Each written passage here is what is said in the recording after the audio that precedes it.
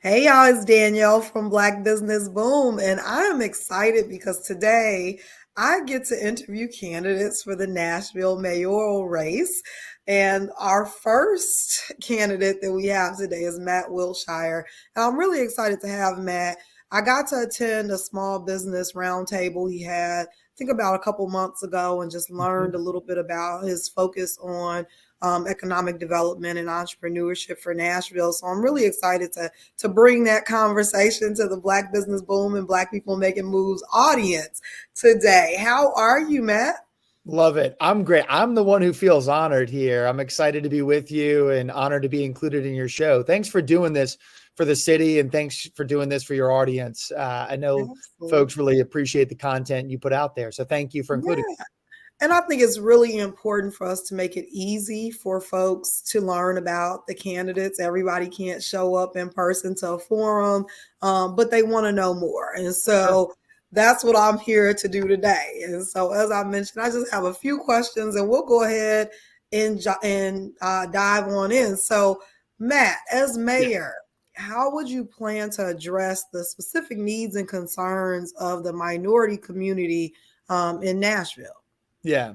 Well, look, it's really important. Nashville has had some growth over the last decade or so, but not everybody's been able to participate equally in that success. And let me also just start off by saying there isn't one community, right? There aren't monoliths out there. It's important that everyone from every part of the county, from every background, feels like they have and genuinely has the opportunity to participate in the success of the city. And as you may know, I think as we talked about previously, I served as the director of economic and community development when I was in the mayor's office for 8 years under three different mayors. And during that time, I worked with Council Member Jerry Maynard, and Council Member Fabian Bedney to create the very first small business incentive that had ever happened in Nashville, and the first one we could find from around the country. And that really emphasized investing in small businesses that were growing in Nashville, fast growing small businesses, and encouraging investment in parts of our city that had been neglected for far too long. And those were really successful programs, but we have a lot more work that we need to do. And those are the kinds of things that I'm committed to continuing to work on. I've got some policy papers in my website that folks can take a look at that have maybe more detail than we'd have a chance to get into here. But my website is wiltshire.com. So just my last name, WILTSHIRE.com. And there's some policy papers there. Would love to take questions from folks. You can send me a message through the website in addition to the great questions that you've got here. I love it. That is very important. And, me being an advocate and a champion for small business, I think that we've seen some good things that have happened over the last year and a half or so in economic development in Nashville, specifically the Nashville Small Business Recovery Fund that allotted $9 million in grants and $9 million in loans for small business owners. And so I think that some of that work is really important, and the financial investment in small businesses is really important. So I would love for us to talk a little bit more about that, because I think that there are some that feel like, you can give folks money, or you should give folks money to invest in the growth of small businesses, and others that feel like, maybe we pour other resources or we do other things. So I'm curious about your thoughts around how we support and pour into small businesses in Nashville. Yeah. And let me first start off by commending the work that Courtney Pogue did when he was in the mayor's office. I'm sad that he is no longer there. There's been a lot written about that, but Courtney is a supporter of mine. And I consider him to be a great advisor as well. And that program that you talked about, he worked on with some of the council members, Quante Toombs, and some of the leadership in the minority caucus, in particular, in the mayor's in the Metro Council. I think, look, through contracting and through other forms of engagement that the city has with business owners, small business owners, and large business owners, the city needs to be open for business and needs to be an easier place for folks to do work. And for far too long, there have been barriers to folks feeling like they have an opportunity to compete fairly for contracts with the city. And we need to break some of those barriers down. And the reason is because wouldn't you rather have everyone have a seat at the table?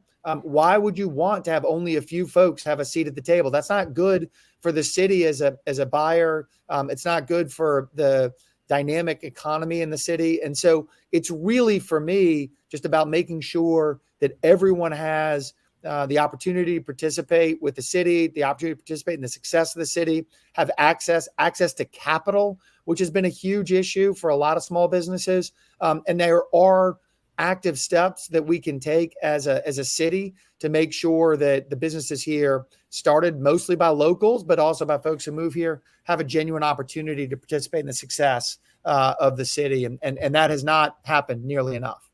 I love it. And that's so important.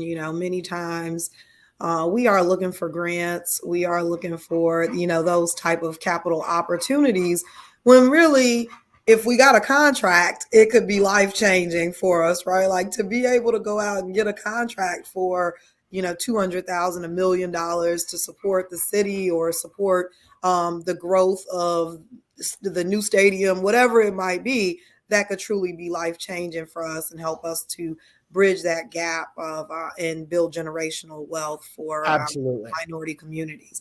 So a really hot topic. Go ahead, Matt. Yeah, well, I was just going to add to that. One is making sure that those opportunities exist, and two, making sure that there's mentorship in place. I mean, for anybody who's moving from $100,000 contract to a $300,000 contract, or a $300,000 contract to $1 million contract, that's a big jump, and it's helpful to have support and advice.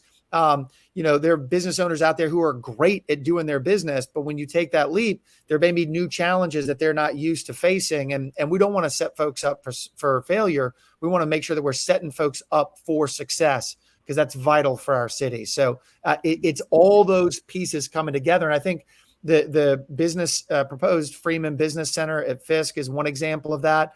The Entrepreneur Center, SBIC, Nashville Business Incubation Center. There are some good resources out there, as you and some of your viewers, I'm sure, understand, but it's about making sure that those are easier to navigate and a better fabric to work. Man, you took the words out of my mouth, Matt. I love it. Yeah, I mean, that's we're vibing here. Yeah, we are. I'm like, I keep saying there are amazing resources for small business owners that exist here in Nashville. I'm from Chicago. And I've been blown away by the amount of resources that exist, but also overwhelmed by the number of resources that exist. And many folks, when they face that overwhelm, they just don't do anything, right? They don't know how to navigate this system. They don't know what the next step is. They don't know, what the next program is. Where do I go to get the capital, and how do I prepare? How do I build capacity for my business? How do I find a mentor?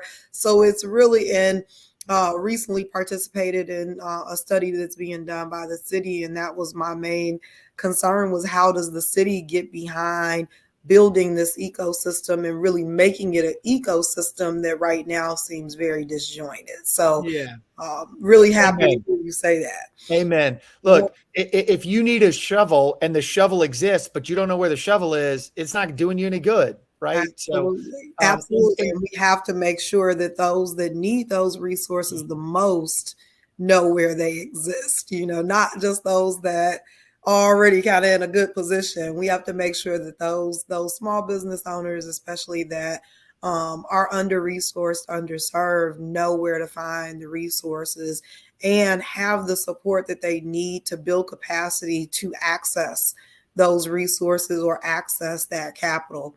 So I'll get down off my soapbox because that's what I do every day. But no.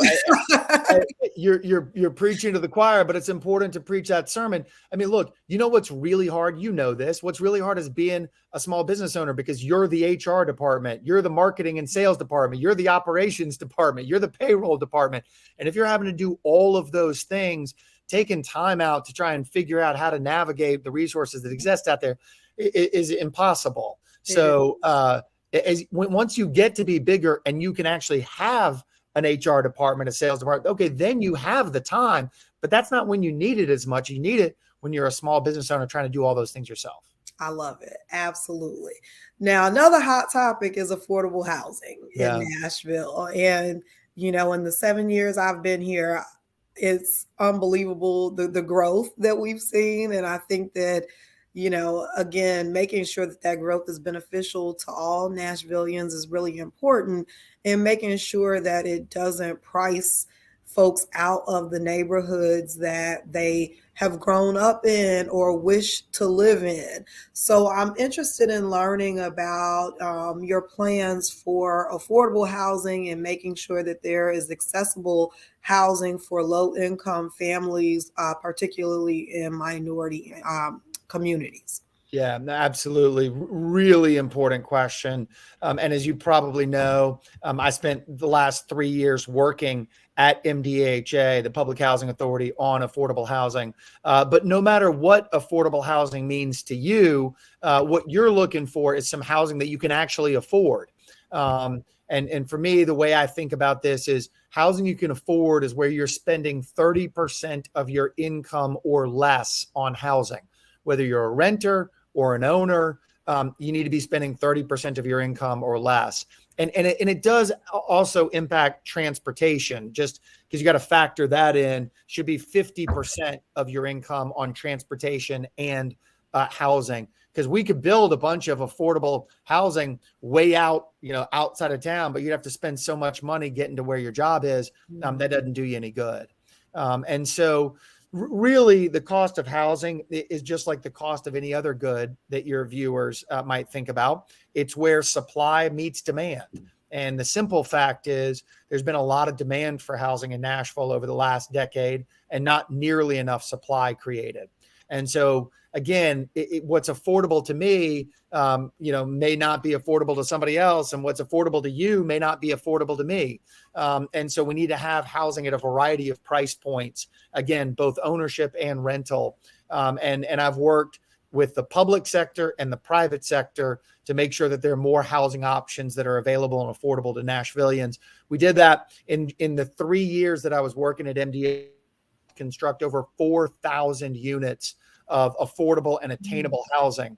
And that was available to folks at each part of the price point.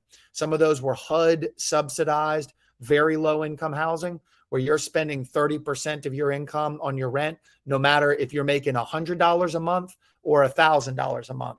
And then we had workforce housing units that were affordable to folks making 60% of area median income, and then market rate units. Because in my mind, we're best off when we're all living in community with each other. And that's not to force that on anyone, but at least create the opportunities, because I think far too often in our society today, we're just all going off to our separate corners and folks aren't interacting with each other as much. And so having integrated housing is really important to me. I grew up going to Edge Hill United Methodist Church.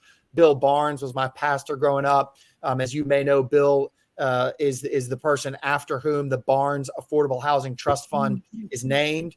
And he preached every Sunday about integration as community and community building, and in particular in the area of housing.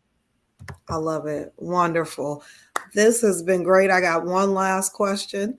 Oh, no, I wish there were 10 more, but I'll take one more. And that's around education, because it is really a vital aspect of community development. And so I've heard some of your thoughts around education in Nashville public schools.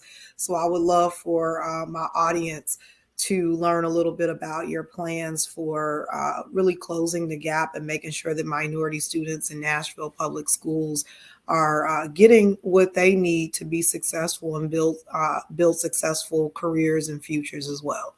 Yeah, no, look, this is the most important thing that we'll work on as mayor, in part because it's connected to each other thing. And your audience knows this, but having great performing schools means kids are going to be relatively more engaged in building a life and building a career, and relatively fewer of them are going to be seduced over to a life of crime. I mean, that's what the data have shown. And we need to have, and we can have, the best performing public education system in the entire country. Housing becomes affordable when the cost of housing comes down, but also when incomes come up. The same house may not be affordable to me if I'm making $40,000 a year, but if I'm making $70,000 a year, all of a sudden that house is affordable to me because it's less than 30% of my income for rent or for my mortgage. So education's tied to everything. And I feel this very deeply. I am a product of Metro Nashville Public Schools. My wife and I have 6 kids between us. Please pray for us on that. We're a blended family. She had 3 and I had 2. We got married. We had 1 together. So we've got 5 teenagers and a 5-year-old. Jesus.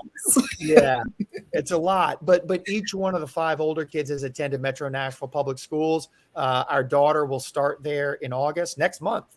And my oldest graduated from Hillsborough last year. And so it's something that's just vital. And I'll just end with this story because it's what really motivates me. You can read the numbers, read the data, talk about the policies, talk about the proposals. But the reason that it's important to me ties back to my time working at MDHA. Our offices were in Casey Homes. And I would often think as I was leaving work each day, there is a girl living somewhere here in Casey Homes who, like, if she had the opportunity, could do an amazing thing, like write the next great American novel or song or create the next app or start the next amazing business.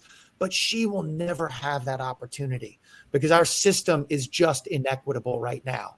And that is a tremendous loss for that girl and for her family. But it's a loss for our entire society that because of the structural breakdowns in our society, that we're going to miss out on what she would be able to contribute. And that is just unacceptable.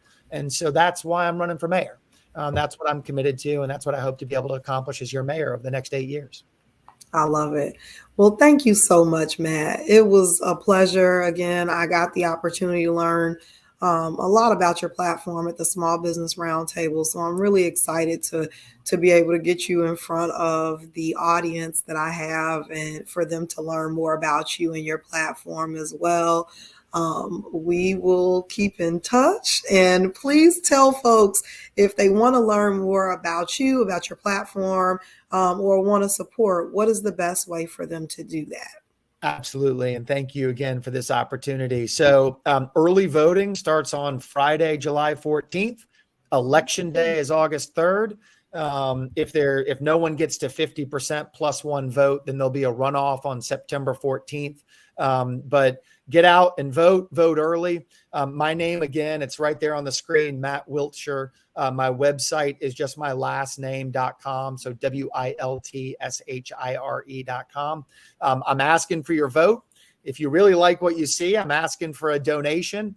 We've got a ton of momentum right now, but we need to continue to get our message out. And I'm just very grateful for this opportunity and for the chance to chat with you again. It's good to see you. Wonderful. And I did get one question in the comments, and it's a really great one that I meant to include. So I'm glad they reminded me.